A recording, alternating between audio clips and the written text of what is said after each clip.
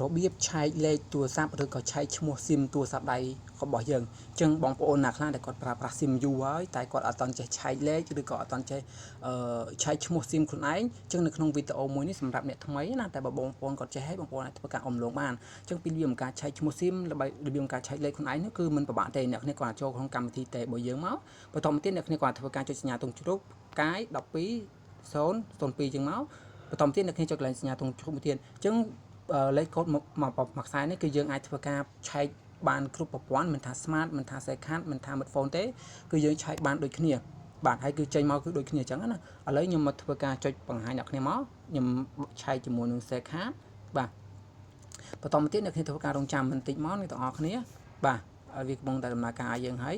បាទចឹងអ្នកគ្នាថ្មីកុំភ្លេចចុច Subscribe និង Like trên YouTube ឲ្យខ្ញុំអ្នកមួយផងអ្នកទាំងអស់គ្នាចឹងបន្តមកទៀតអ្នកគ្នានឹងឃើញមកដល់កន្លែងនេះគឺវានឹងចេញមកបែបនេះគឺវាមានឈ្មោះរបស់យើងបាទឈ្មោះហើយនឹងលេខទូរស័ព្ទហើយនឹងលេខអត្តសញ្ញាណប័ណ្ណរបស់យើងអ្នកទាំងអស់គ្នា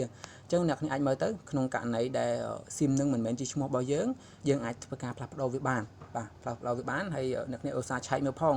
បាទជិះវាមានបញ្ហាអីចឹងណាដោយសារតែបងប្អូនខ្លះគាត់ប្រើដែរតែប្រើទៅឈ្មោះរបស់គេអីចឹងទៅអានេះតាមបទពិសោធន៍ដែលខ្ញុំធ្លាប់ឃើញកន្លងមកណាដែលគាត់ប្រើទៅគឺប៉ះឈ្មោះរបស់គេដែល SIM ហ្នឹងគាត់ទិញមកគឺដាក់ឈ្មោះពេលខ្លះឈ្មោះអ្នកលក់ពេលខ្លះឈ្មោះអ្នកផ្សេងចឹងទៅឥឡូវយើងមកឆែក smart ដូចគ្នាអ្នកគ្នាចុចផ្កាយបាទ1202បាទ1202ដូចគ្នាមកហើយបន្តទៀតជន់ជ្រូកយើងចុច smart មកហ្នឹងសម្រាប់ smart ណា smart second phone អីគឺលេខកូដរបស់វាគឺដូចគ្នាទេឥឡូវណាបាទគឺដូចគ្នាទេអ្នកគ្នាគាត់ទៅឃើញម្ដងយើងឃើញឈ្មោះរបស់យើងមានលេខអត្តសញ្ញាណប័ណ្ណរបស់យើងនៅលើនឹងស្រាប់តែម្ដងអញ្ចឹងណាតែបើក្នុងករណីដែលយើងឃើញថាលេខហ្នឹងវាអត់មែនរបស់យើងឈ្មោះរបស់អ្នកផ្សេងឬក៏